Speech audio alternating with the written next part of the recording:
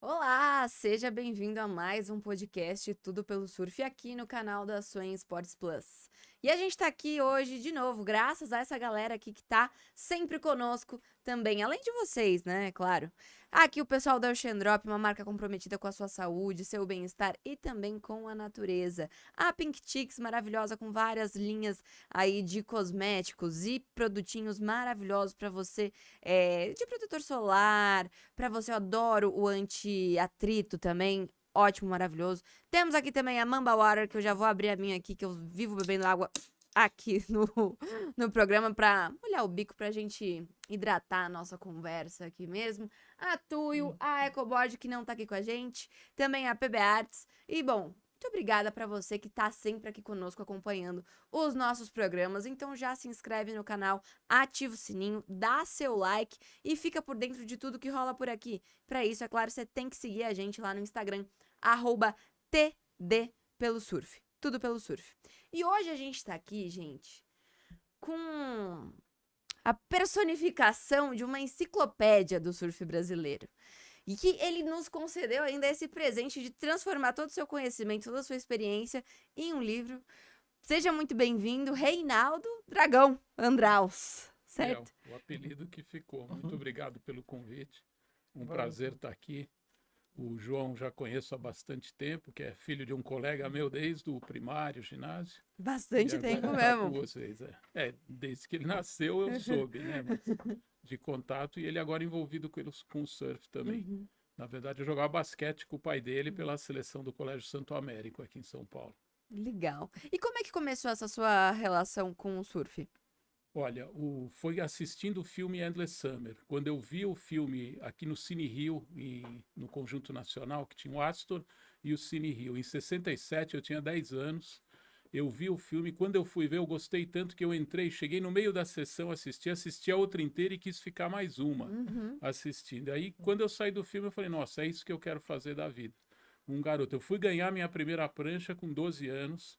Então, eu já tinha aquelas pranchinhas de madeira, Uhum. planonda de isopor, né, que eu ia deitado.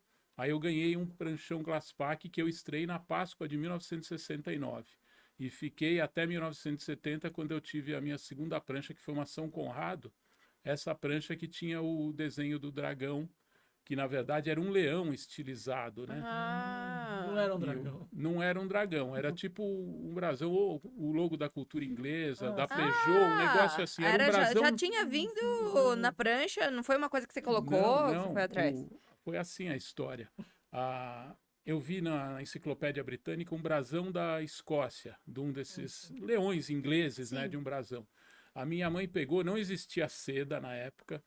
Aí a gente fez com um pantógrafo que amplia o desenho pequenininho da enciclopédia para um papel vegetal. E ela pintou com tinta nanquim isso. Nossa. E levamos isso para o Coronel Parreiras no Rio de Janeiro para fazer uma São Conrado, que foi a minha segunda prancha. Eu Sim. comecei com um pranchão Glasspack da série MK3 e em 1970, nos finados, eu estreiei a minha São Conrado, que me deu o apelido. Foi minha segunda prancha. Já era uma 7 pés, uma mini model, né? Uhum. Uma prancha menor. E ela ficou. Eu vendi a prancha, o pessoal continuou me chamando de dragão. Que E na eu carrego verdade até era um hoje. leão. E era um leão. O estilo Que dele era um leão. legal, que da hora. Então foi assim que você começou a se envolver com o surf. Um filme te inspirou a querer Sim. surfar e foi aí surfando. E como é que você foi editor, diretor de revistas, sempre trabalhou nessa área em algo voltado também ao marketing, né, de grandes marcas também.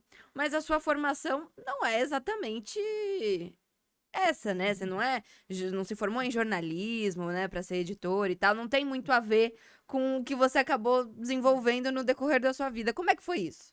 Na verdade, foi uma paixão pelo surf muito Sim. forte. Comecei então com 12 anos. E aí, à medida que eu fui evoluindo, quando eu fiz 18 anos, que eu entrei na faculdade na GV, eu ganhei a minha primeira viagem internacional para o Peru. Já tinha ido para Imbituba, para Saquarema. Aí eu fui viajar para o Peru e nos anos 70 eu fui 3 vezes para o Havaí. Cheguei a ficar uns 6 meses no Havaí, 76, 77, 77, 78, até os anos 80. Então eu viajava muito só pela paixão. E depois eu fui trabalhar, em 86 o pessoal da Fluir me convidou para trabalhar lá. Então foi uma coisa que começou depois. Eu me formei em administração de empresas na Getúlio Vargas, fiz pós-graduação de análise de sistemas na FAAP, aqui em São Paulo, na capital também. E acabei, o trabalho de editor, ele é um pouco administrativo, né? Porque eu tinha que, dirigindo uma redação, pegar os textos, as fotografias, juntar, passar para arte, coordenar tudo aquilo e lançar uma edição por mês as revistas eram primeiro bimestrais, depois mensais, né? E foi uma fase muito interessante. Eu tive até uma paixão antes pelas revistas internacionais. Eu colecionava todas. Tenho talvez uma das maiores coleções de surfing aqui do Brasil, até as australianas, que eu colecionei. Tenho a coleção até hoje de todas essas revistas. E durante a faculdade, você imaginava trabalhar em algo assim? Ou já era um plano ou Não. surgiu? Calhou, porque eu estava trabalhando na TV Bandeirantes na época, e dentro da TV Bandeirantes apareceu o Ricardo Abis, que era um surfista do Rio Grande do Sul, que ele tinha um programa que tinha um quadro de videoclipes que chamava Super Special, passava videoclipes. E aí ele trouxe a ideia de fazer um segmento que era na TV Bandeirantes, já no departamento de produção, programação, me chamaram para coordenar isso. Aí eu comecei a trabalhar com isso, fazendo no estúdio as gravações, ele apresentando e usando fitas VHS, que a gente pegava as imagens e usava. Isso aí, eu já tinha o programa do Bocão no Rio de Janeiro, o Realce, né, que é o mais antigo do Brasil. Mas aí teve esse programa. E começou a haver uma permuta com a revista Fluir na época. Eles começavam a apresentar cada edição que saía, eles apresentavam a revista nesse programa da TV Bandeirantes. E aí eles me convidaram para ser editor lá, conhecendo a minha história, o meu conhecimento. E aí eu comecei como editor assistente na Fluir, depois fui até editor, diretor de redação, depois entrei de sócio da Hardcore, trabalhei na Alma Surf também, em várias revistas, né? O pessoal da imprensa do surf deu meio essa dança das cadeiras, né? Os fotógrafos trabalharam com várias revistas diferentes, e criou uma grande amizade desse pessoal da imprensa, né? O meio de redação é meio assim, dança das cadeiras, né? Entre as geral, emissoras, vai tudo é pra sempre assim, vai, vem, volta, e vai, dá, não, sempre. Todo mundo acaba se conhecendo, né? Não só no surf, né? De uma Não, forma geral. de uma maneira Né? geral, Os né? canais esportivos, mesmo no jornalismo, de uma forma Sim. geral, o pessoal pula de um lado para o outro. E no Exatamente. surf Eu foi indo igual. de uma emissora para outra.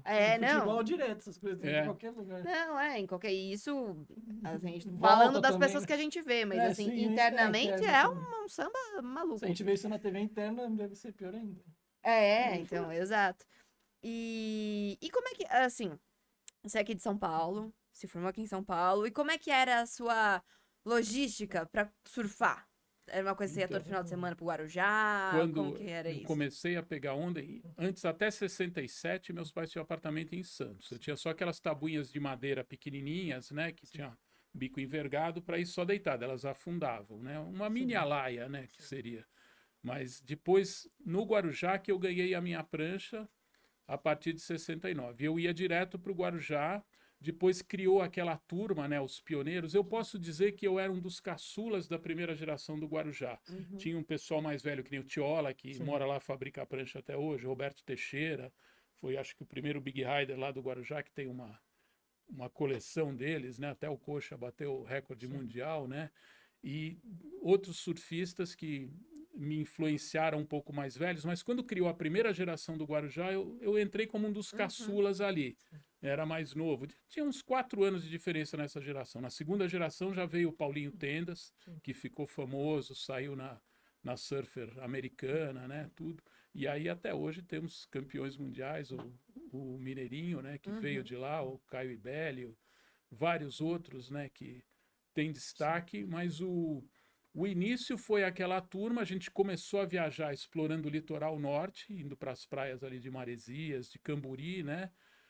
E começaram a ter os campeonatos em Ubatuba, até antes da exploração do litoral norte, o Paulo Issa começou a organizar aqueles campeonatos. O primeiro festival foi em 1972, e aí depois, a partir de 75, tiveram os festivais em Saquarema também. Eram os 2 grandes campeonatos que tinha nos anos 70. Então, os capítulos aqui no livro, que eu até mostro a capa, né? Eu falo desses campeonatos iniciais, né? E a gente começou a viajar depois para o Peru, que eu fui em 75, Aí, a partir de o pessoal já estava indo para o Hawaii nessa época. Então, foi uma escala. Eu acho que a gente começou desbravando o Peru, depois o Havaí, depois a Indonésia, que são os 3 grandes destinos de viagem, né? A África do Sul é muito bom também, com Jeffreys Bay, América Central hoje é uma beleza. O mundo todo tem onda, né? Mas eu acho que aqui para os surfistas brasileiros. E eu lembro que quando eu fui para o Peru a primeira vez, eu passei fevereiro de 75 lá. E tinha 40 paulistas e cariocas ali, um ou dois gaúchos, assim, nordestino, era pouco. Era paulistas e cariocas, e tinha um monte lá passando esse mês de fevereiro. E depois eu voltei aí que eu comecei a estudar na Getúlio Vargas, aí eu comecei a ir para o Havaí, e a gente sempre procurou viajar, né? E não tinha ideia de quanto ia evoluir o surf, né? Mas a gente foi fazendo os campeonatos, aí surgiu a Brasil Surf, né? De 75 a 78, daí veio a Visual, a Fluir e a Inside, são revistas de 1983, né? E tem então toda uma história, né? Que foi se desenvolvendo, e eu acho que as revistas eram a grande fonte de informação para a turma naquela época dos anos 60, 70, né? E de projetar sonhos, né? De inspiração também, né? É o acesso que você tinha na época, né? Como você enxerga essa evolução agora de como as pessoas têm o contato com o surf agora pelas redes sociais e Antigamente era, tipo, bem mais difícil. até a parte de patrocínio, né? Porque antes uma coisa era você sair na capa de uma revista, de você estar numa Era o sonho de matéria, qualquer ter um, a né? foto, Tipo, ter o encarte. E hoje tá todo mundo no Instagram e tá todo mundo meio que. Todo mundo tem a possibilidade, mas tem número de seguidor, vai influenciar. Como é que foi essa transição? Como você enxerga isso? Nossa, isso é uma história longa que eu posso detalhar Pode, como vá, foi tranquilo. aqui, né? Mas é uma mudança muito grande, porque hoje cada um pode produzir o seu próprio conteúdo. E é mais ou menos isso. Um surfista tem mais habilidade de fazer o conteúdo, ele pode ter mais presença na mídia.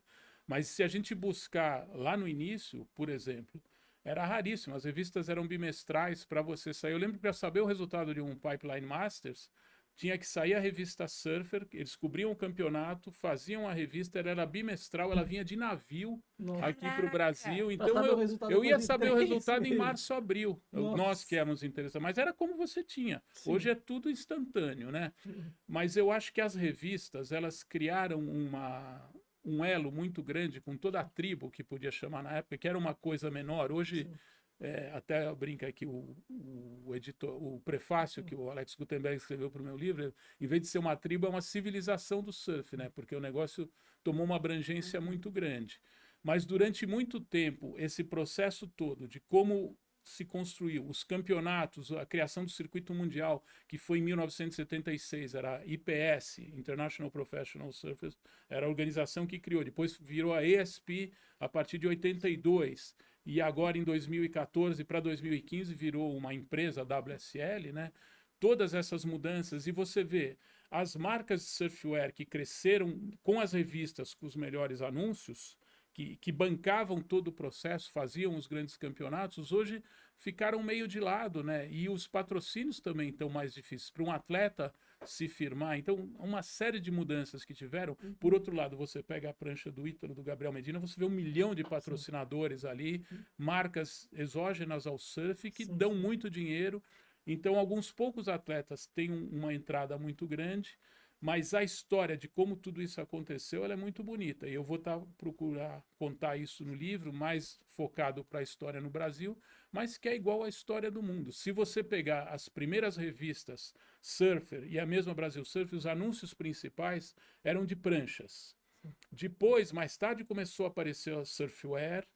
E então, quando eu falo do mercado de surf, nesse volume 1, vão ser 5 volumes a minha coleção. Aqui tem 5 volumes que vão sair, esse é 132 páginas, o total 660. Aqui eu falo do início da indústria, que é das pranchas. Foi como começou a indústria do surf. No volume 2 vai ter 2, o capítulo, segunda parte, as revistas, então foi a imprensa do surf como surgiu com as revistas, e em terceiro lugar vieram as confecções, as surf shops. Se você pegar as surfers dos anos 60, início dos anos 70, até a Brasil Surf, os anúncios iniciais da Brasil Surf nas primeiras edições não eram de moda. eram da Clark Foam, dos fabricantes de prancha, e nas revistas internacionais a mesma coisa.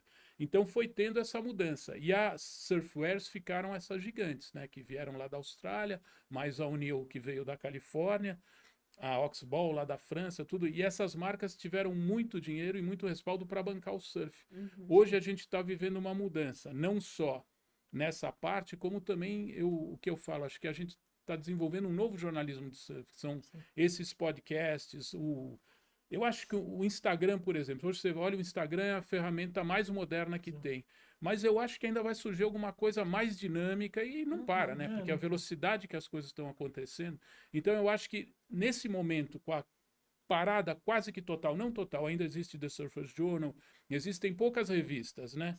Mas eu acho que está se formatando um novo jornalismo de surf, que esses falado, que cada atleta cria o próprio conteúdo dele. Também. Então, eu acho que ainda tem muita coisa para acontecer e vai estar acontecendo na frente dos nossos olhos rápido. Não, é surreal imaginar que para saber o resultado você tinha que esperar Chegar um mês, né? Vir de Vir navio. de navio, Aqui a você notícia. consegue ver a transmissão em português. E já dá o resultado Ao na vivo. hora. Não, ao vivo, tá vendo ao vivo? Você Sim, vê ao vivo. Não, de qualquer lugar do mundo. Sei lá, daqui E não daqui é a um tempo, tanto tempo, né? A gente tá falando de 50 anos, né? Dos anos 70 para cá. Daqui a um tempo vão falar, nossa, Instagram, tipo, o que é Instagram? Né? É o vô do não sei o que, né? Que vai ser alguma coisa. Daqui a pouco a gente vai estar em holograma, né? Mas a gente estava aqui falando do livro, né? Que é a grande história do surf brasileiro. E que serão 5 volumes. Como é que surgiu a ideia de... Eu comecei o podcast falando que você é uma enciclopédia. E assim... Eu imaginava, mas aqui, só nesses primeiros momentos de papo, eu fico impressionada com a precisão de datas que você tem, assim, da sua memória, da prancha que você estreou no finados do ano tal. Então, realmente, como é que surgiu essa ideia? Como é que veio essa vontade de colocar todo esse conhecimento para fora e presentear, né, a gente com isso? São coisas que marcam a gente, essas datas, mares especiais, situações, campeonatos que eu assisti. Eu lembro que o que foi o estopim para mim, o Alesene, do Ibrasurf, me convidou para dar uma aula de gestão, era um curso de gestão e marketing em surf. Aí ele me convidou para dar uma aula na USP, na Faculdade de Educação Física, que era sobre a história do surf.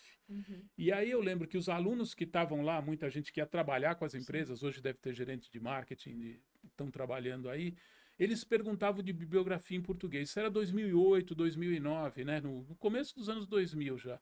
E realmente tinha pouca coisa. Hoje já tem biografias do Carlos Bulli, do Adriano, de várias outras, né? Mas não tinha. Então eu concebi esse livro e ficou meio incubado. E é um livro caro, eu não quis fazer um livro descartável, né? Tem capa dura, tem um papel de qualidade, né? E aí eu fiquei pensando nisso. Mas aí eu recebi o convite para trabalhar no marketing da HD, da Hawaiian Dreams. Eu trabalhei de 2010 a 2012. Quando eu saí de lá que eu falei, não, agora é o momento de eu fazer o livro. Aí eu consegui viabilizar esse com o PROAC CMS, o volume 1. O volume 2 foi aprovado no PROAC, veio a pandemia e aí cortaram. As verbas de CMS foram todas enxutas, eu não consegui viabilizar, caducou o prazo.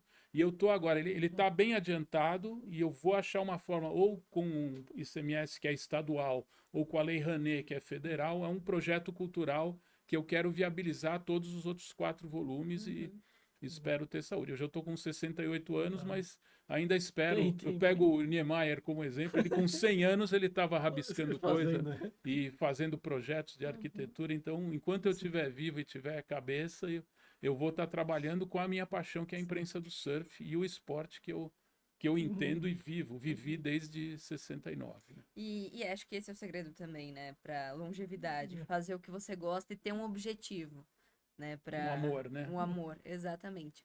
E desses 5 volumes, você já tá com esse segundo, o terceiro, o quarto e o quinto já estão encaminhados?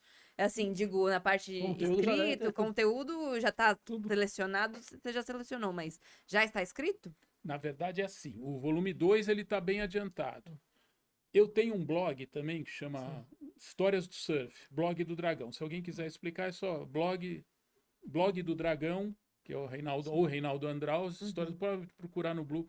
E tem mais de 130 postagens, onde tem trechos dos 5 volumes já, porque no blog eu viajo de coisas antigas até coisas que estão acontecendo agora. Às vezes eu faço uma análise de um campeonato que acabou de acontecer, das vitórias brasileiras. Então eu misturo um pouco da história do surf com a atualidade e tenho dado dicas de um disco, um livro e um filme. As postagens mais recentes do meu blog, eu venho fazendo isso com coisas ligadas ao surf, a música, óbvio, transcendendo várias coisas e o que o surfista ouvia e do meu gosto pessoal. E eu recomendo também um livro e um filme. Então, cada postagem nova que está saindo.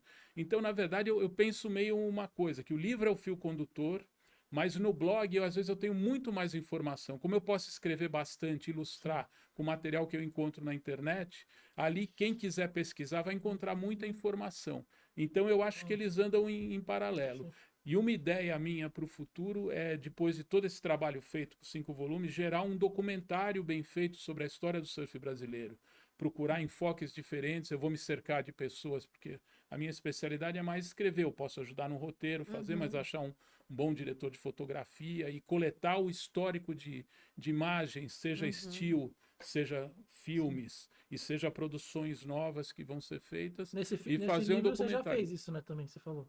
Você me contou, né, das fotografias, você falou que teve que procurar, né, falar com os fotógrafos. Você fez. Isso, não, como eu trabalhei como editor Sim, na sim, Fluir, depois na Hardcore, eu conheço a maioria dos fotógrafos que trabalhou nessa época das fotos Sim, sim, históricas. São meus amigos, estão colaborando, então tem fotos de vários aqui, até no site do livro, que também tem uma lista ali com, acho que uma Mas isso aqui é centena legal, de né? nomes Tipo, mostra o trabalho de todo mundo, além da história Sim. dele, tipo, os fotógrafos, tudo.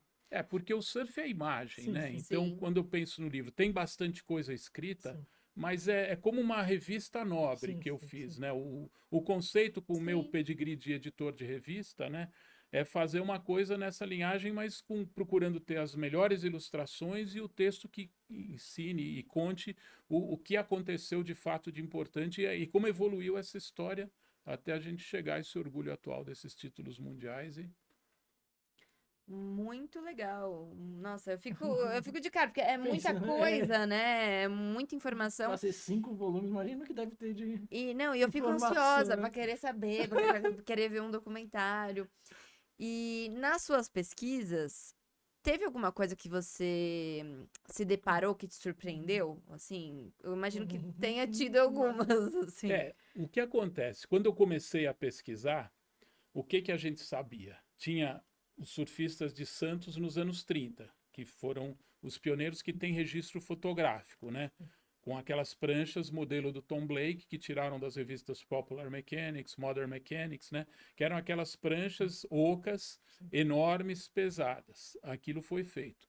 E o que acontece? Mas eu reputo que no Brasil mesmo tem as pranchas de madeirite que foram inventadas no Rio de Janeiro pelo Irencir Beltrão, por aquela turma do arpoador, elas foram feitas só no Brasil.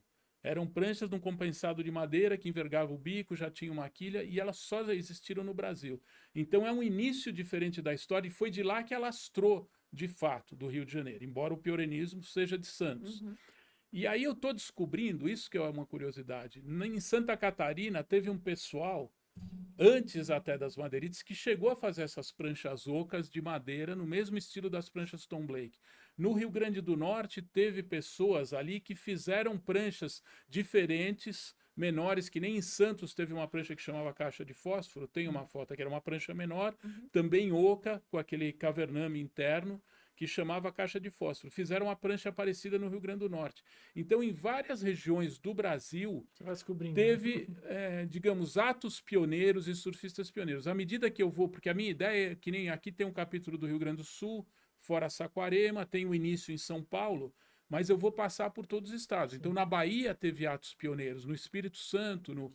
Então, no Rio Grande do Sul a história foi interessante, porque o pessoal que ia lá para Torres, a família Johan Peter, o Paulo Sefton, o irmão dele, o pai dele, que financiou até a fabricação de pranchas no início, eles foram pesquisar primeiro as madeirites e depois trouxeram a São Conrado, criaram uma fábrica que é citada aqui também.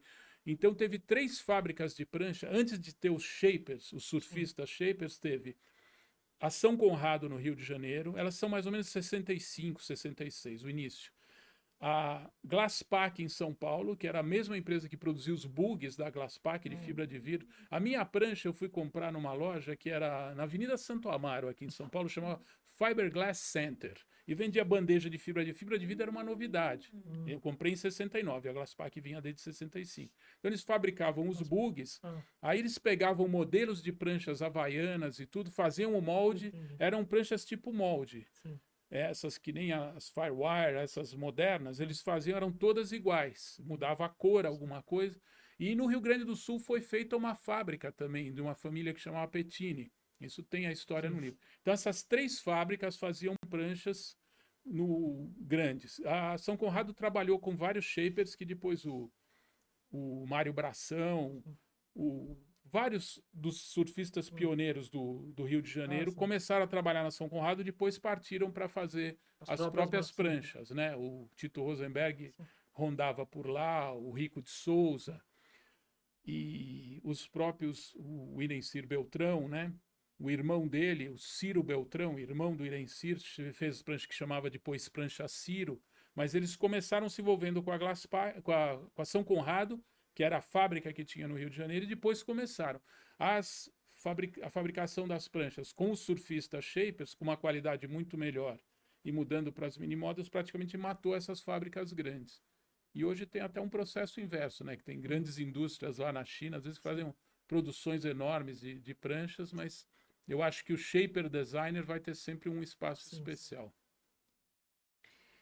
Ai, é muita informação, eu fico até... porque é muito legal mesmo, assim. Quer perguntar alguma outra coisa, João? Que você está assim? Tá pensando também?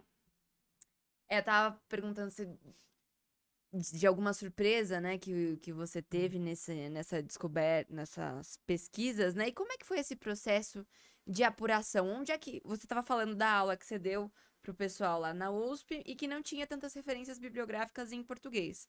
Como que foi esse processo de apuração? Porque assim, tudo bem, você vai achar alguns materiais em inglês, em outras línguas, mas como que foi esse processo para descobrir o pessoal dos anos 30 em Santos? Ou Santos a gente tá até perto, mas na Bahia, no Rio Grande do Sul? Não, eu tenho que basear para fazer um livro como esse que eu concebi. Qual que é a base? Tem tudo que já foi escrito. Então eu posso pegar desde a primeira bibliografia brasileira, Brasil Surf, que vem de 75. E ali já tinha entrevista. Quem eu consegui entrevistar, por exemplo, em muitas entrevistas, aqui no livro sai um pedaço pequeno, no meu blog às vezes eu coloquei inteira. Por exemplo, o Arduino Colaçante, que foi um dos primeiros pioneiros da época das pranchas de madeirite, eu não entrevistei ele faleceu. Mas a série 70 e tal, o Júlio Adler fez uma entrevista com o Arduino Colaçante e estava no acervo do canal Off. E eu pedi para o Melim a fita original. E o que eu fiz? Eu transcrevi. Vocês lembram que aparece o Arduino Colaçante falando que queria bater palma no pôr do sol lá? Então tem trechos jogados no 70 e tal, mas houve uma entrevista feita pelo Júlio Adler que eu tive na mão o áudio original, eu transcrevi ele inteiro e coloquei no meu blog. Aqui no livro tem a foto do Arduino com aquela prancha que é um bico quadrado, que aquela foto é famosa, né? E o que acontece? Eu baseei a minha pesquisa nas entrevistas que eu consegui fazer com quem estava vivo, com toda a bibliografia que eu tinha de revistas, livros e qualquer coisa que eu conseguia, e na internet, porque na internet tem outros blogs de outras pessoas antigas que contam essas histórias antigas. Então eu fui juntando tudo isso, e o meu conhecimento, a minha coleção de revistas, de livros e tudo isso formou a base de pesquisa para eu poder escrever o livro, né? E aí entra o meu talento de misturar tudo isso e colocar aqui, selecionar essas fotografias que vão parar no livro, né? E quanto tempo demorou para fazer o primeiro volume? Olha, que eu saí da HD em 2012 e comecei a pensar, eu lancei o volume 1 em 2019. Caraca. A ideia já estava né, pairando. Então, até eu conseguir montar o projeto cultural e viabilizar e conseguir o patrocínio. Tanto que para lançar o segundo eu estou demorando também. Né? Eu tive outras coisas que eu fiquei um pouco sabático, mas eu estou trabalhando o tempo todo, juntando informação para ter Aqui estão 132 páginas, vão ser 660 páginas de história. Então acaba sendo uma enciclopédia. Apesar de eu não chamar isso, é uma enciclopédia. E essas informações eu estou colhendo e vou atrás das melhores fotografias para ilustrar cada um dos volumes. E o que tiver de informação, né? Eu tenho uma coleção de entrevistas, algumas eu publiquei no meu blog, como eu falei, tem várias, e tem outras que eu tenho guardado e são coisas preciosidades. Às vezes eu até entrevistei o Mano Ziu um pouco antes dele morrer. O Mano Ziu que concebeu todo o sistema de computação do circuito mundial que é usado até hoje, da BitByte. Então eu tive com ele lá em Saquarema e várias outras entrevistas. O Eduardo Fagiano, que fez as primeiras pranchas lá de Madeirite no começo em Santos, também entrevistei ele, ele aparece nesse livro. Tem uma Madeirite que ele fez em São Paulo, porque o pessoal de Santos viu uma Madeirite de um carioca ali, os irmãos Paioli, o Chico, o Zé Paioli, o próprio Fagiano, que eram 2 irmãos também. E aí eles começaram a produzir as madeirites. O pessoal ia lá e roubava nas obras de Santos as tábuas de madeirite das obras, aí cortavam e faziam as pranchas com aquele formato. E começou a ter uma febre, foi como começou o surf em Santos. Depois vieram as pranchas de fibra de vidro, né? Então isso é 64, 65, antes de chegar a Glasspack. Aí vieram, começaram a vir as pranchas importadas. É uma história muito interessante, que eu vou contando detalhes de como foi no Rio de Janeiro, como foi em São Paulo, como foi no Rio Grande do Sul. Nesse volume está aqui. Ainda vou, no volume 2 vai ter a história da Bahia, vai ter outros estados que eu vou introduzindo nos volumes e contando cada faceta do surf, né? E é trabalhoso porque você faz tudo sozinho? Tem alguém que te ajude? Para escrever, não. A pesquisa, na verdade, é o meu acervo, o meu conhecimento. Quem ajuda é quem escreveu alguma coisa, quem deu algum depoimento. Mas digo assim, ajuda como fonte, né? Mas digo, na hora de fazer da confecção dele mesmo, é só você. Esse livro eu posso dizer que embora tenha uma equipe, o meu grande parceiro foi o Fernando Mesquita, um dos fundadores da Fluir, o Grilão, ele fez todo o projeto gráfico, o trabalho de arte desse livro. Mas eu posso dizer que eu fiz todos os textos, ou no seu prefácio. Tem vários depoimentos que eu colhi, eu gravei, eu peguei de pessoas. Eu selecionei todas as fotos junto com o Fernando Mesquita, mas eu fiz edição de fotografia e eu consegui todos os patrocínios. O que tem aqui de patrocínio, que foram 3 marcas, quem foi atrás e fez, eu acabei tentando colocar pessoal para trabalhar no comercial, ninguém fez. É um pouco que está atrasando, é porque eu percebi que se eu não fizer, ninguém faz. Então, realmente, eu fiz tudo sozinho, posso dizer. Com a ajuda do Albertinho Alves, que é o publisher, irmão de um grande amigo meu, o Bruno Alves, que é outro dos fundadores da Fluir, são fotógrafos, né? Mas o trabalho mesmo de montar tudo e chegar nisso aqui é um trabalho meio pessoal mesmo. É um filho mesmo. Um filho, 5 filhos. Digamos, o que eu tenho mais orgulho da minha carreira de jornalismo, no jornalismo de surf, que começou em 86, quando eu fui convidado para trabalhar na Fluir. Mas antes eu já viajava atrás das ondas e gostava. Nunca fui muito bom de campeonato, embora eu ganhei 3 campeonatos de longboard, quando eu cheguei a me dedicar para a carreira de longboard uma época. Na Brasa eu fiquei em 7º, na Brasp em 20º do Brasil, na época que eu corria mais campeonato. Mas eu não posso dizer que eu seja um surfista extremamente competitivo. Agora, eu entendo de analisar a competição, adoro ver os webcasts, assisto todos e de analisar. E eu tenho um olho, por exemplo, quando aparece um novo talento, atleta. Lá no Guarujá eu sempre bati o olho no pessoal novinho, tipo o Thaí e o Jorge Pacelli, que foram os grandes big riders, os primeiros, depois do Roberto Teixeira e tudo. Eu vi eles molequinhos ali entrando em Mar Grande e falei, esses 2 são especiais, né? E tanto que foram surfistas que desafiaram e veio toda uma série de big riders aí no Guarujá, né? Que vem dessa estirpe aí. Eu bati o olho num surfista e sabia que ele ia dar coisa boa. Já tá com o olho treinado, né? De tanto, sempre observando e assistindo competição e vendo na água, né? Acho que quando você está no mar, no começo, você não tinha referência nenhuma. Então, você ia aprender vendo quem surfava melhor. Essa é a tua referência, porque não tinha escola de surf, não tinha nada. Aí você ficava olhando quem surfava bem e emulava aquilo para evoluir o teu surf. Depois você adquire tua evolução natural e eu posso considerar que eu cheguei a surfar bem nos anos 70, tudo. Eu era dos bons surfistas do Guarujá. Eu sei que eu influenciei vários outros que vieram depois de mim, mais novos, e hoje eu posso dizer que eu estou influenciando com a imprensa, né? De uma coisa que eu faço com carinho e vejo que tem qualidade. E, bom, o primeiro volume foi lançado em 2019. E como é que foi a recepção dele? Justamente isso. Como é que você sentiu essa influência? Como é que a civilização do surf recebeu? Não, eu fiz uma série de vernissagens em São Paulo, no Rio, pretendo fazer em outros estados, até o pessoal me chamou para fazer uma lá na Praia da Pipa, em Bahia Formosa. Legal. Eu fui para lá e todas fui muito bem recebido, todos gostam do livro. É uma coisa que eu acho que eu estou deixando um documento, que é a Sim. ideia, né, que daqui a 100 anos vai estar numa biblioteca aí, né, Sim, porque é um sim. produto durável, né, e que tem qualidade, a informação é conferida, checada, e todo mundo que vê o livro gosta, né? E além de A tudo, venda de lindo, livro não né? é muito grande, mas eu acho que quem compra toda hora tem contato, né? Se uma pessoa quiser procurar o livro, ele estava sendo distribuído pela editora Martins Fontes. Eu estou agora em contato, a Martins Fontes não vai mais distribuir, eu estou em contato com o pessoal da Gaia, a editora Global, né? Que já fizeram vários livros de surf. Eu acho que eu vou fazer a distribuição com eles, os próximos volumes. Isso eu estou em negociação. Então, se alguém quiser, por exemplo, no Guarujá, no Shopping La Plage, na loja da Rip Curl, tem alguns livros.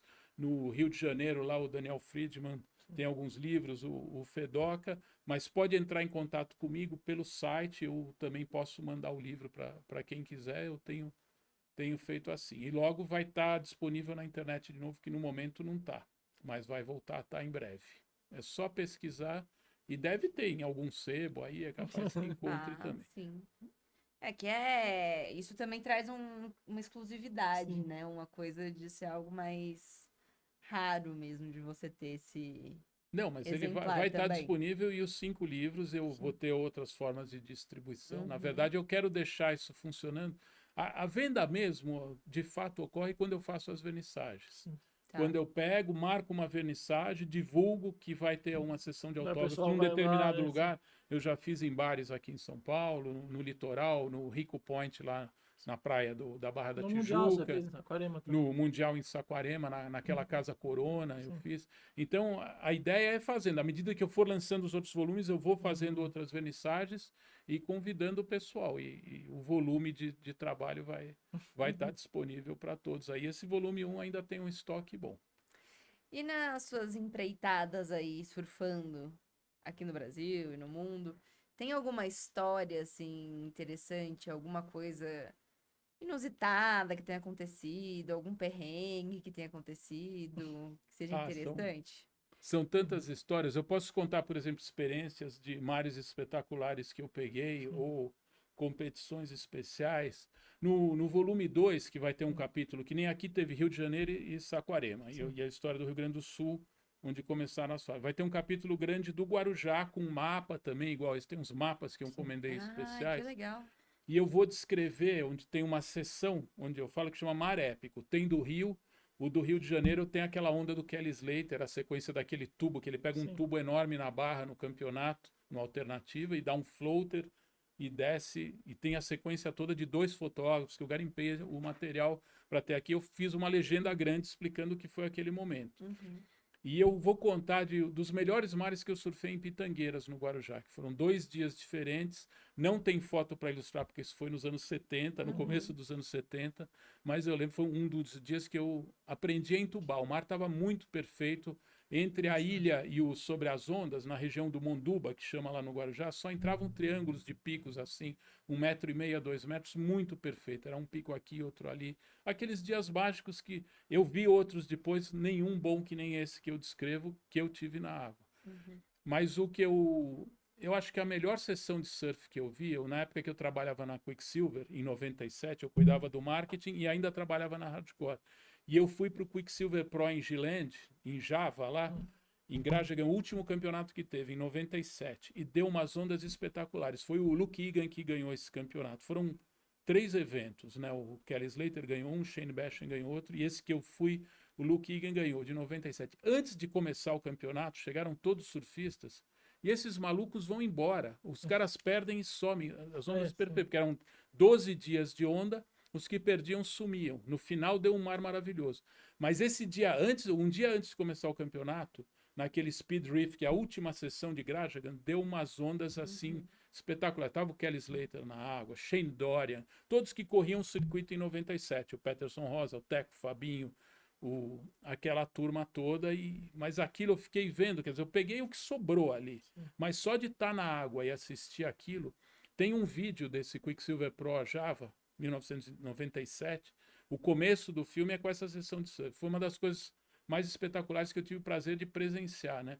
Às vezes nem é onda que você pega, é onda que você vê na tua cara de muito perto, isso emociona muito. Esse mar me emocionou. Eu estava também naquele ano de 95 no Havaí, que teve aquele high five do Rob Machado e do Kelly Slater. Eu estava vendo aquele campeonato na praia, escrevi uma matéria grande, eu fiz cobertura de mais de 100 campeonatos, né? Que eu ia, assistia e gostava de escrever, né? Era um dos textos que eu mais gostava de fazer. O que que você tem? Viagem, competição e perfil de atleta, né? Essas coisas que as revistas... É o filé mignon das revistas de surf. Então, viajei muito para muitos lugares em situações diferentes, seja trabalhando para campeonato, seja de free surf, indo para Havaí, para o Peru, que eu falei, para a Austrália, eu conheço vários dos lugares aí nesses 55 anos que eu pego onda. E, bom, a gente falou você falou de mares épicos, mas nessas centenas de coberturas, teve alguma história, algum perrengue mesmo, para cobrir, ou surfando? Tem situações assim. A Na situação que é verdade, mais dificilzinha. eu posso dizer que um perrengue assim de vida ou morte eu não passei, mas eu lembro eu gostava muito quando eu ia fazer cobertura de campeonato, entrar no mar antes de começar as baterias, então eu ia cedinho, tava clareando o dia, eu entrava. Strider, assim, durante a bateria. E acabava o campeonato, eu já Você estava entrava. com a prancha parafinada para entrar, para sentir a arena também e Sim, poder sim. escrever. E eu lembro um dos dias, estava tendo um dos campeonatos em Sunset, acho que era uma World Cup, e aí eu estava na água, eles começaram a tocar o sinal que ia começar o campeonato. Ah. E estava todo mundo na água. O Derek Hough estava vivo ainda. Eu lembro porque quebrou minha cordinha numa onda, eu fiquei a nado lá fora em Sunset, que é uma roubada. E aí eu lembro que o Derek veio numa onda, ele passou tipo em cima de mim. Eu só afundei e vi. E você tá junto com... Eu acho que a hora que você tá junto com esses caras de nível muito alto e você mede a tua capacidade com a capacidade deles, e era uma coisa muito diferente, né? Eu acho que para a maioria dos comuns. Hoje você pegar o Gabriel Medina, o Ítalo, o Adriano, os que foram campeões mundiais, o Felipe Toledo, eles estão de igual para igual, mas para nós brasileiros, nessa época eu estou falando, era o Shawn Thompson, Mark Richards, eu surfei com esses caras em Sunset Grande, e você vê o que você consegue fazer no mar e o que eles fazem. Era uma diferença muito grande em relação a todos os brasileiros, até os melhores, tipo o Bocão, o Betão, que estavam lá e pegavam, eram bons surfistas, mas existia um gap que foi diminuindo à medida que a gente foi aprendendo como fazer, o que acontece. O processo para a gente chegar a ter essa excelência hoje foi entender que você teve que fazer preparo físico, você ter um manager para estruturar a carreira do atleta, o patrocínio para você fazer. A gente buscou tudo que estava faltando para permitir que os nossos atletas ficassem de igual para igual. Mas nessa época você já acreditava que que ia chegar nesse nível o Brasil ou não, os surfistas? Olha, era um sonho distante. Eu, como editor, primeiro na Fluir, de 86 a 90, a partir de 90 na Hardcore, fiquei até 2002, eu escrevi vários editoriais com esse sonho. Mas eu vou te dizer que nem nos meus sonhos mais selvagens nesse nível, eu imaginava que a gente ia ter o que está tendo nessa década de 10 e de 20.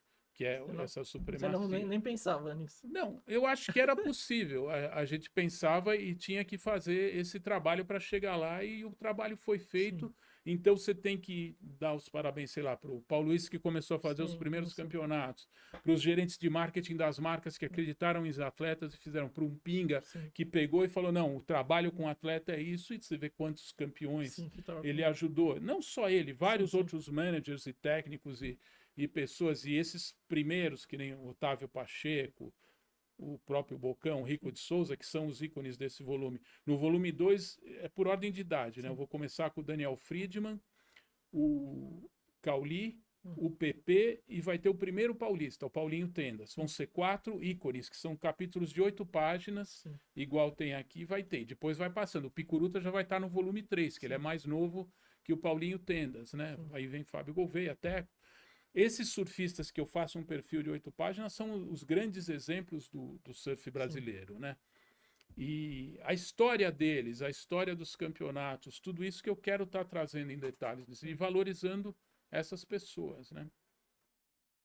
E em relação ao surf feminino, como você vê a evolução, né? A gente tá engatinhando ainda, mas já estamos mais pra frente, No né? começo você via, assim, tipo, mulheres surfando, como que era, assim? Não, eu sempre assisti e gosto. A Não, sim, diferença sim. era muito maior. Hoje Não, sim, você pega o circuito feminino na WSL, traz uma atenção grande. Essas sim, meninas novas que estão chegando, e eu acredito que em breve nós vamos ter meninas brasileiras sim. de nível, porque o que aconteceu? O mesmo processo que a gente fez, tem que treinar, tem que entender a pegar onda em fundo de pedra. Aqui a maioria é tudo fundo de areia. Mas Uhum. a gente tem que se graduar para surfar uma onda Todos os como mares, Jeffreys sim. Bay, como o Felipe surfa lá, ou pegar ondas grandes lá no Tahiti, no Havaí. E eu acho que as meninas brasileiras vão entender e a barra está bem alta com essas Sim, meninas que estão lá, essas jovens meninas hoje. E a Tatiana está lá. A Tatiana acabou de ter uma medalha de prata, é vice-campeã mundial. Uhum. A gente não tem o título feminino. A Jaqueline Silva já foi vice-campeã sim. mundial. A A Silvana, Silvana Lima, eu sim, acho que um dos anos ali ela foi melhor que a Stephanie sim, Gilmore. Por uma contingência, ela não ganhou um título sim. mundial. Eu acho que é merecido e vai acontecer. E eu acho que agora vem essas meninas, a Laura Halp, tudo tem uma turma de meninas novas que eu acho que tem potencial para evoluir. A própria Sofia Medina. Eu acredito que a gente vai ter uma campeã, é questão de esperar. Como no longboard a gente tem, o Phil Hartman Sim, tem sim, 2 títulos, a gente tem grandes surfistas. A Chloé sim, Calmon é sim. outro caso que foi Por por um pouco, triz foi que assim. ela. Eu acho que se ela voltar inspirada ainda, Sim. ela é a melhor longboarder do Ela mundo. voltou agora, né, no campeonato de A Saquarema e Chloé ganhou. é a melhor longboarder do mundo, Sim. assim. Se você pegar, ela é a mais completa de todas. É uma casualidade que nem foi a Silvana, não. A Sim. Silvana chegou a ser a melhor surfista mulher do mundo, não tem um título mundial, como teve, sei lá, você pode pegar o Shane Oren Sim. e outros exemplos de surfistas que não. Em O outros Kelly esportes. Slater É, em outros. impediu Sim. vários outros Sim. de ganharem, porque ele ganhava tudo, né? Então, a Chloé, eu acho que ela ainda tem chance de ter Mas um tem outros título. esportes, né? Tipo, tem atletas grandes que não tem nenhum título, tipo, É, mundial, assim, Sim, não dá. em sim. vários esportes. O Sim. surf é um exemplo. O Sim. surf é o nosso Sim, foco, sim. né? O que a gente tem. Estamos João Fonseca aí no É, no tênis, que eu tênis. acho que vai ser uma carreira Sim. maravilhosa, Sim. mas só o futuro vai dizer o que ele vai ter Sim. capacidade de fazer, se vai chegar a ser um Guga ou não, É. né? E, e você vê, por exemplo, agora essa galera da nova geração, a Sim. gente tem entrevistado um pessoal aqui também. É, você tem acompanhado também esse pessoal que tá começando agora, a galera que tá na faixa, tá adolescente, Você gosta bate de o ver olho também? em alguém e fala, Eu gosto de ver todos os níveis e gosto de sentir o faro, os novos que estão chegando. Sempre gostei disso, mas quando eu era editor de revista Sim. e tinha que estar com. Eu lembro que a Hardcore fez uma série de matérias que era o sub-20, né? Ah, sim. Surfistas de menos de 20 anos, uhum, né?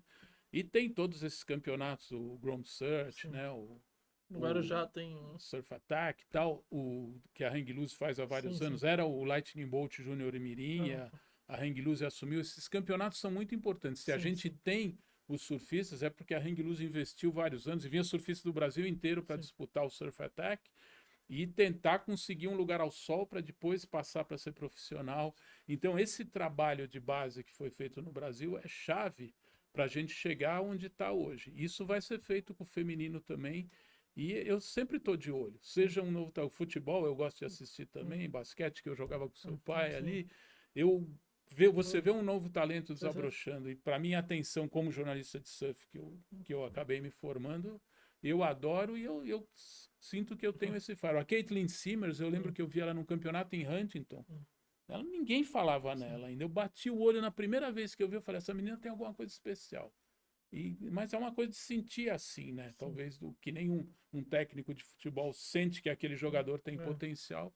Eu sempre senti isso. Não virei um técnico de surf, mas no Tá, jornalismo de surf eu sim. continuo. não, a sensação você tem, mas É. com alguém, assim, talvez vendo alguém surfar no Guarujá recentemente e tal, tem algum nome brasileiro que você tem em mente, que tenha tido esse feeling também Olha, agora? eu não tenho ido surfar muito, tenho surfado menos. Eu estava sempre na água, Uhum. muitas horas o tempo todo, né? Fissurado. Eu tenho ido menos. Hum. Mas assim, eu tenho pena, por exemplo, do Matheus Erdi não ter entrado ainda para Sim. o circuito mundial. Ele já está É. até há algum Bate na tempo trave, lá, né? Já disputa tem o umas. título júnior, que é um desses grandes talentos que tem. Mas eu pegar e pontuar algum bem novinho agora que eu vejo, eu não consigo dizer, porque eu pelo que eu tô vendo, eu tô acompanhando mais pela internet, entendeu? Uhum. Então, não tem um nome que eu destaque agora, mas eu acho que essa geração Brazilian Storm ela é realmente especial. É o que aquele documentário A Onda, que saiu no Sport TV, que é muito bom, fala, né? Como se você comparar na história do surf lá na frente, você vai poder comparar a geração Brazilian Storm com aquela geração Busting Down the Door. Quando chegaram não só os australianos, mas também o Michael Thompson e o Sean Thompson, sul-africanos. Eles chegaram rompendo as portas e fazendo... Porque os havaianos dominavam tudo, né? E, de repente, chegou aquela turma de australianos super atirados. Então, aquilo foi uma coisa, um acontecimento que já tem documentário. Esse documentário já existe outros, e quando eu fizer, depois que acabar a pesquisa, eu acho que é uma fase que tem que ser muito bem analisada e é importante. Isso aqui vai ser lembrado anos e anos na frente. E é raro, a gente tem que aproveitar isso, porque a gente não tinha no passado. Pode voltar a ter uma fase de americanos muito bons, que já tem uma garotada de australianos, mas vamos aproveitar, vamos desfrutar do que está acontecendo agora e você vê. 2 etapas aí, o Ítalo e o Iago já levaram 2 das 3. E vamos para El Salvador ali, que o Brasil continua favorito. Vamos mesmo. O que você ia falar? Você me olhou, falou que ia falar alguma coisa? Então, para o pessoal conseguir, quem quiser o livro A Grande História do Surf Brasileiro, vai no seu blog, No tem site. algumas lojas em Isso, tem um específico. site, tem alguns lugares, mas dependendo de que estado a pessoa tiver, eu posso até mandar, ou eu posso autografar para a pessoa. Se ela entrar em contato pelo link que tem no site, ou faça contato aqui, eu consigo mandar os livros, eu empacoto pessoalmente e mando para quem quiser. E em breve vai estar disponível na internet, que não está, que eu estou fazendo a transição de uma De distribuidora editora. para outra, mas isso eu vou divulgar, eu divulgo no meu blog e vou estar divulgando no Instagram. A gente também vai colocar lá no nosso Insta, no @TD pelo surf, para você conseguir garantir o seu exemplar. Chama ele pra fazer mais, né? Que- Porque sempre vai ter história. Ah, né? sim, não, aqui a gente já falou, deu Não, a história panorama. continua, né? A história continua sendo escrita e tem ainda mais 4 volumes ainda para escrever e Cada para... volume a gente faz um episódio. Exato. Muita coisa. É muita coisa, é muita coisa. Tem algum evento da história assim do surf que você acha que não teve a devida importância, que não foi dada a devida importância, assim, algo interessante que você destacaria, mas que não foi destacado assim na história? Olha, eu acho que o que aconteceu até agora, a imprensa soube dar o devido valor para cada coisa. Teve uma época que teve meio que um ostracismo do surf em onda grande, né? Uma época, sei lá, no fim dos anos 80, início dos anos 90. Depois surgiu o circuito de onda grande com aquele primeiro campeonato da RIF lá em Todos Santos, no México, né? Que o Carlos Bulli ganhou, até tem a foto dele machucado. A equipe brasileira ganhou, o Rodrigo Rezende, ele, o Rosaldo Cavalcante era o técnico deles ali. E foi já um feito e que mostrava a ponta do iceberg do Brasil vindo. Já tinha o Tec e o Fabinho, já teve o Daniel Friedman e o Pepe Lopes, que ganharam campeonatos na abertura do circuito, né? No primeiro ano do circuito, o Brasil já estava presente ali. Então, eu não vejo uma coisa que faltou, porque eu acho que a imprensa, principalmente na época das revistas, o que estava acontecendo foi divulgado. E agora, é isso que eu estava falando antes. Eu acho que nós estamos numa transição em que o novo jornalismo de surf está sendo formatado. E eu acho que ainda falta colocar esse ovo de pé totalmente como ele tem que ser. Então, seja podcast, seja o Instagram, seja o blog, como eu posso jogar informação lá, e coisas que estão sendo feitas, os sites de informação, como Waves ou Surfline, ou qualquer um que você pegar. Eu acho que ainda vai acontecer uma coisa que vai ser um novo pulo. Igual ao que foram as revistas de surf na época, o peso que elas tinham e você tinha que pegar cada mês aquela revista que saía, seja as brasileiras. Até no início dos anos 2000, até 2010, quando eu estava trabalhando na Hawaiian Dreams de 2010, 2012, eu lembro que eu recebia a Fluir, a Hardcore, a Alma Surf, vinham revistas grossas, cheias de anúncios, e a coisa mudou muito rápido, isso mingou, acabou, as revistas pararam, fecharam, fechou a Surfer e a Surfing na Califórnia. A Surfer agora está voltando esporadicamente, né? Sobrou o Surfer Journal, tem a revista Beach Show lá do Ceará, Sim. mas não tem nada acontecendo nesse lado. Então, eu acho que através da internet e livros, né, que é uma coisa que não parou, os livros continuam sendo Sim. produzidos, né? No meu blog eu estou dando dica de grandes livros que foram lançados recentemente, que são muito bons para colecionar. E eu acho que isso vai continuar. Mas na parte de jornalismo de surf, eu acho que ainda falta desabrochar alguma coisa que eu acho que está na incubadeira aí. E o que é muito interessante é a cobertura, a excelência que chegou a WSL na produção, nos replays em câmera lenta. Eu prefiro hoje, eu falo, não, você tem que estar no campeonato e ver ao vivo. E era a melhor coisa antigamente, para fazer uma cobertura. Sim. Hoje é muito melhor você ver em casa com os replays, com bons comentários dos comentaristas que existem e acompanhar pela televisão em Com casa. Zoom, né, também, né? Com Zoom, com tudo, e podendo, depois você assiste de novo, Sim. reprise. Às vezes você vai no campeonato, fica todo mundo falando na sua orelha, você nem consegue, perde uma onda ali, cadê? É, uma coisa que tem você um olhou telão lá, mas- olhou pro lado, um pernilongo encostou em você, você foi matar ele e perdeu, uma coisa eu tenho o aconteceu. tubo do cara. É. E eu gosto de assistir concentrado, tudo, ter atenção, então eu acho que a melhor fórmula é essa. Então isso é um dos grandes produtos que a gente tem, os webcasts dos campeonatos. Uma criação brasileira, que eu vou citar no livro, vai ter um capítulo falando da BitByte, de todo o trabalho que surgiu do Brasil, como as máquinas de shape tiveram o grande crescimento delas através de shapers brasileiros. O Luciano Leão fez um shaper aqui de São Paulo, ele fez a primeira máquina que teve uma distribuição mundial de maior escala, né?